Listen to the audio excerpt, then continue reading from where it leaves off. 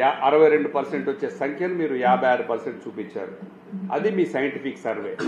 దానికి మళ్ళీ అడిగితే ఇంకా సర్వే ఆన్లోనే ఉంది, ఇప్పుడు కూడా చేయించుకోవచ్చు, కొంతమంది లేరు చేసుకోవచ్చు అని చెప్పారు. అక్కడ అది అసంపూర్తిగా, దానికి ఒక శాంటిటీనే లేదు. ఎవరితో చేయించాలి సర్వే? ప్లానింగ్ బోర్డుతో కాదు కదా, కమిటీతో కాదు కదా. ఎవరితో చేయిస్తే సర్వేకు ఖచ్చితంగా శాంటిటీ వస్తుందో అలా చేయకుండా మమ అనిపించేసి సరే చేశామనిపించారు.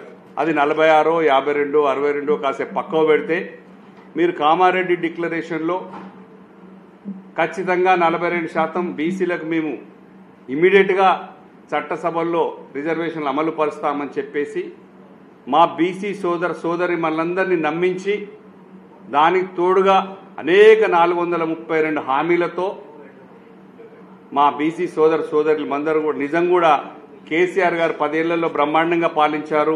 అనేక నీళ్లు, నిధులు, నియామకాల మీద ప్రత్యేకమైన శ్రద్ధ పెట్టి అభివృద్ధి చేశారు. ఈయన ఇంతకంటే ఎక్కువ చెప్తున్నాడు కదా, ఒకసారి మార్పు చేసి ఒకసారి వేసి చూద్దాం, మనకి ఇంతకంటే ఎక్కువ వస్తుంది అంటున్నారు కదా. 10,000 స్కీమ్ను 10,000 రైతు బంధు 15,000 అని ఇవన్నీ అని చెప్పి అలివిగాని హామీలతో ఇచ్చి దాంట్లో ముఖ్యంగా నేను మాట్లాడాల్సింది 42% కామారెడ్డి డిక్లరేషన్లో చెప్పారు. అయ్యా మీరు సర్వే అంటూ చెప్పి చేశారు, అది కంప్లీట్ కాకుండానే ఇక రిజర్వేషన్ల ప్రక్రియ దానికి లోక్సభ ఎన్నికల ముందు ఒకసారి తీసుకొస్తారు. ఇక ఇప్పుడు ఖచ్చితంగా ఈ స్థానిక సంస్థల ఎన్నికలు ఏదో గోల్మాల్ ఏదో అవుతుంది, కాంగ్రెస్ పార్టీకి ఎదురు దెబ్బ తగులుతుంది అని తెలుసుకొని రేవంత్ రెడ్డి గారు దీన్ని ఈ స్థానిక సంస్థల ఎన్నికల ముందే 42% బీసీలకు అమలు చేస్తాం మేము అని చెప్పేసి మొదలుపెట్టారు. దాన్ని నిజంగా మీరు అసెంబ్లీలో చర్చ పెడితే చిత్తశుద్ధితో తెలంగాణలో తొలి అసెంబ్లీలోనే 2014లోనే బీసీలకు ఆనాటి పరిస్థితులు 33% రిజర్వేషన్, బీసీలకు మహిళలకు 33% రిజర్వేషన్ ఆ రోజే అసెంబ్లీలో బిల్ పాస్ చేసి పంపించినటువంటి చరిత్ర గౌరవనీయులైన కేసీఆర్ గారు.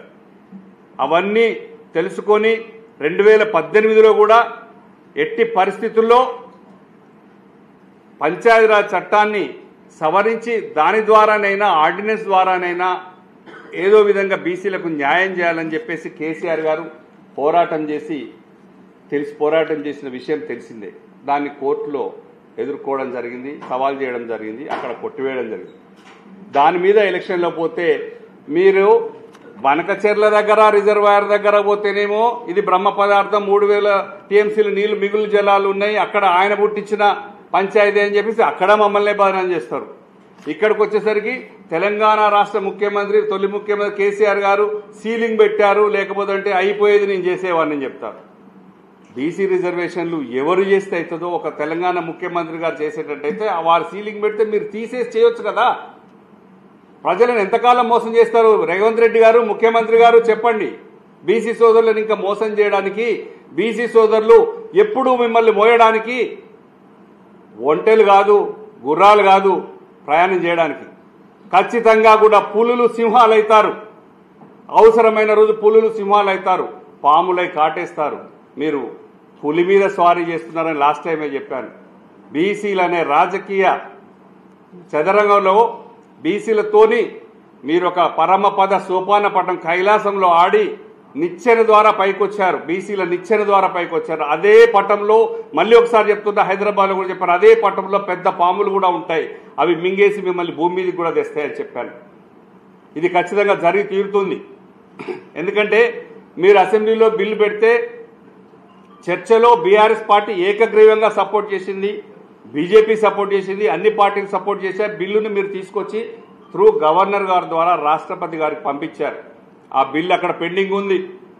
దాని తర్వాత అది వస్తలేదని చెప్పేసి హడావుడిగా హైకోర్టు మొట్టికాయలు వేయగానే సెప్టెంబర్ లోపు ఎలక్షన్ పెట్టండి అని చెప్పగానే 30th పెట్టమని అని చెప్పగానే మేము ఆర్డినెన్స్ ద్వారా తీసుకొస్తామని చెప్పారు.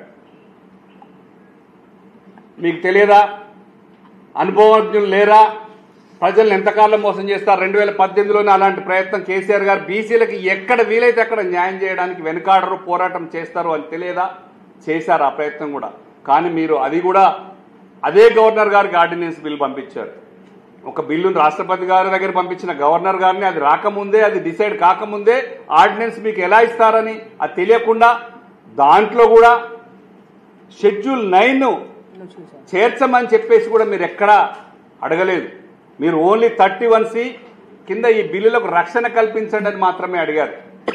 అంటే మీలో ఎంత చిత్తశుద్ధి ఉంది అనేది తెలంగాణలో ఉన్నటువంటి బీసీ సోదరులందరికీ కూడా తెలుసుకోవాల్సిన అవసరం ఉంది. ముఖ్యంగా నేను అడుగుతున్నాను, మీరు మీ చేతిలో ఉన్నటువంటి తెలంగాణ రాష్ట్రంలో మీ చేతిలో ఉన్నటువంటి నిధులు పెట్టరు.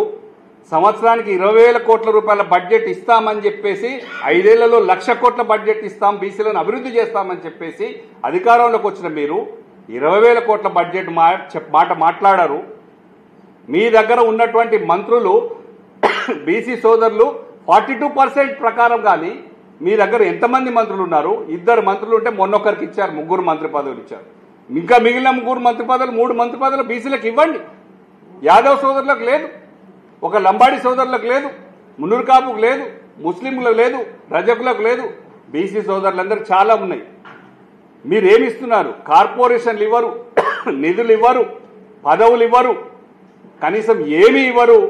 మీ చేతులున్న ఏం చేయకుండా తగుదనమ్మా అని అందరినీ ఢిల్లీ తీసుకొచ్చి జంతర్ మంతర్లో ఒక జంతర్ మంతర్ చేశారు. మీరు ప్రజల్ని, బీసీ సోదరులందరినీ ఒక జంతర్ మంతర్ చేయాలనే ప్రక్రియ మొదలుపెట్టారు. మీరు తెలంగాణలో ఉన్న బీసీ సోదరులందరూ తెలివి తక్కువ వాళ్ళు కాదు, అమాయకులు కాదు, తెలుసుకున్నారు.